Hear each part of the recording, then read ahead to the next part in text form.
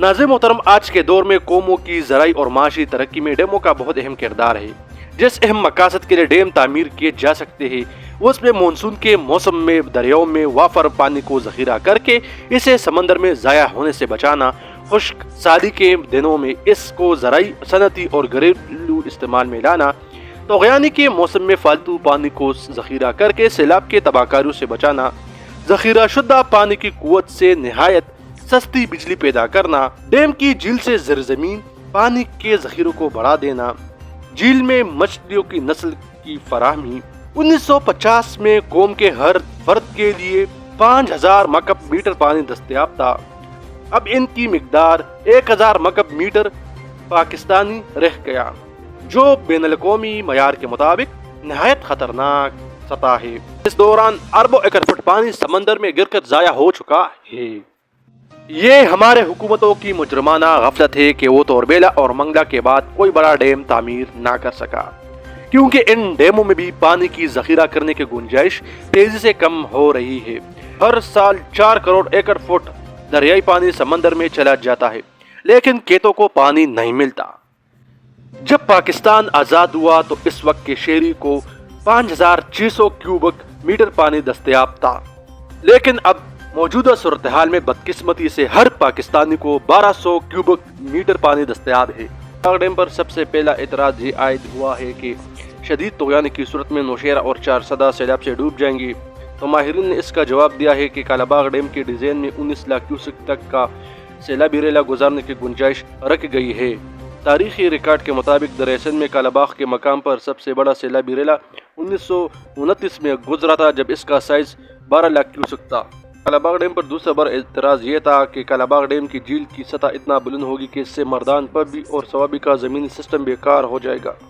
माहिरीन ने इसका जवाब दिया है कि कालाबाग डैम की झील की बुलंद तरीन सतह समंदर से 915 फुट होगी, जबकि मर्दान सतह समंदर से 970 फुट है, पबी 962 फुट और सवाबी 1000 फुट की बुलंदी पर वाक़या है। सूबा सिंध से एतराज़ सामने आया है कि दरियासन पर मज़ीद डैम बनाने के लिए फालतू ही पानी दस्तयाब नहीं है।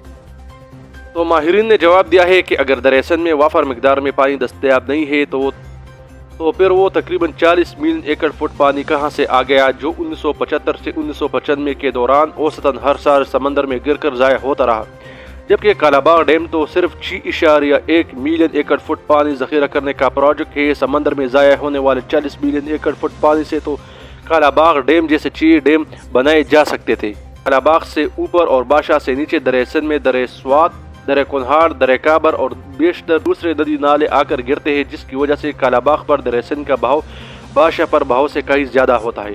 अब कालाबाग के मकाम पर डैम बनाने के लिए दरियासन में पानी दस्तयाब नहीं, तो फिर बादशाह डैम बनाने के लिए पानी कहाँ से दस्तयाब हो गया है, जबकि बादशाह डैम का ज़ख़ीरा तो कालाबाग डैम से 3 लाख एकड़ फुट बड़ा है। सिंध से एतराज़ सामने आया है कि ये डैम बनाने से सूबा सिंध का पानी कम हो जाएगा और सूबा सिंध एक सहरा में तब्दील हो जाएगा। तो माहिरीन ने जवाब दिया है कि दरियासन पर जब कोई डैम नहीं था, तब तोरबेला डैम बनने से पहले सिंध को 1960 से 1977 के दरमियान हर साल औसतन 35.6 मिलियन एकड़ फुट पानी मिला, जबकि तोरबेला डैम बनने के बाद इसे 1977 से 1995 के दौरान औसतन हर साल 44.5 मिलियन एकड़ फुट पानी मिला, जो तोरबेला से कबल के हिस्से से तकरीबन 25% ज़्यादा है। कालाबाग डैम के बनने से तो चारों सूबों को मजीद 40 से 50 लाख एकड़ रकबा ज़रकाश लाने के लिए पानी मुयस्सर होगा। समंदरी जो पानी है इसका वो दरियाओं के पानी में दाखिल हो जाएगी, और जो समंदरी पानी जो है वो ज़्यादातर दरियाओं के ज़्यादातर रकबे को कब्जा करेगी। इससे सिंध के जो जंगलात है वो सूख जाएंगे। कोठरी से नीचे के इलाकों में ज़राअत, जंगलात और दूसरे हयातियात को नुकसान पहुँचेगा। इस नुकसानात से बचने के लिए दरियाई पानी की तकसीम के मुआहदे के वक़्त सिंध के नुमाइंदों ने कोठरी से नीचे सालाना 10 मिलियन एकड़ फुट का मुतालबा किया। अक्टूबर 2004 में हुकूमत पाकिस्तान के मुकर्रर करदा बैनुल-अक़वामी माहिरीन के एक पैनल ने नवंबर 2005 में अपने तहकीक के बाद ये सिफारिश की कि सूबा सिंध के तमाम खर्चात को दूर करने के लिए इन्होंने हवाला दिया है कि सालाना औसतन 5 मिलियन एकड़ फुट या कम अज़ कम 5000 क्यूसेक पानी मुसलसल कोठरी बैराज से नीचे बहना चाहिए। हिंदुस्तान ने आबी जारियत के जरिए जम्मू से 150 किलोमीटर दूर 450 मेगावाट पैदावारी सलाहियत का प्रोजेक्ट कामयाबी से मुकम्मल किया है।